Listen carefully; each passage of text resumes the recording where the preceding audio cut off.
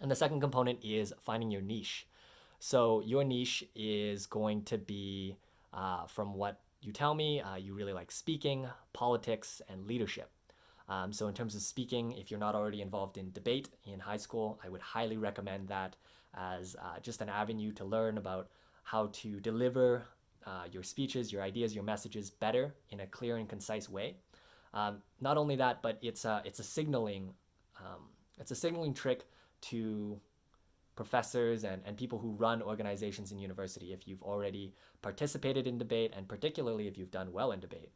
If you've placed first or second or third in these competitions, it shows professors when you're a first year that you're serious, you have the skills to win. Ultimately, that's what they're looking for, students who can bring home championships to the school, and to increase the name of the school, and also to give themselves some awards, because everybody likes awards.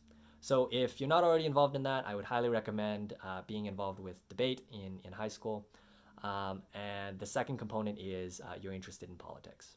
So, of course, university is a great time to explore politics, to join political affiliations, to see what it's actually like in terms of parties and the legislature and lobbying and getting involved with voting and certain things like that, that oftentimes you don't really get the experience from in high school. So, by all means, look for those organizations. The campus has, whatever your political affiliation is, they have those student groups that are involved with that. And they also have their own students' union, which works to improve student lives, and which also works to make sure that student voices are heard at higher decision bodies like the Board of Governors and the Senate, and these people who make real decisions that ultimately trickle down to affect students, but most students don't really hear about. So being involved with the students union really gets your foot in the door.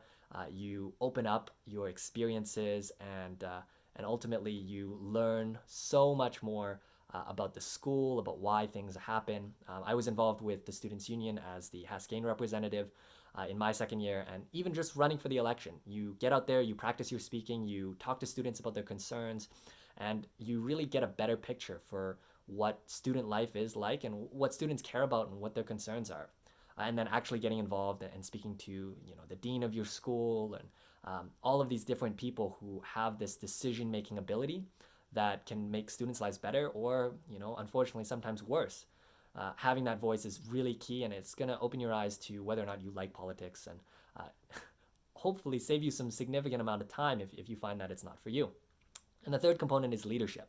So there's so many opportunities to be a leader on campus, off campus, during your school class time, and after. And a lot of these come in established societies, so like the Commerce Undergraduate Society at the University of Calgary, or the Haskayne Students Association, or Enactus, or a myriad of these organizations that are rooted in several years of experience and history. And I would really recommend getting involved with those. Something that not a lot of people think about when they get involved with these societies with a lot of historical ability is the alumni network.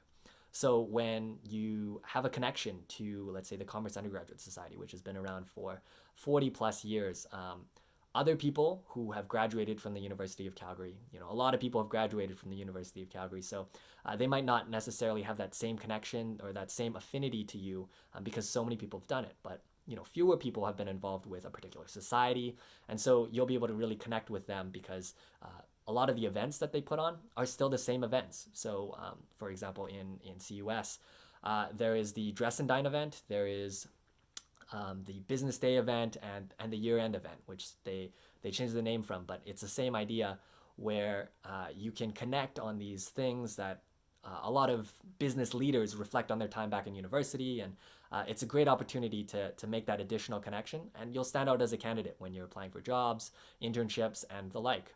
But it's not just limited to societies. There's other things that you can do that also involve leadership, like making your own club.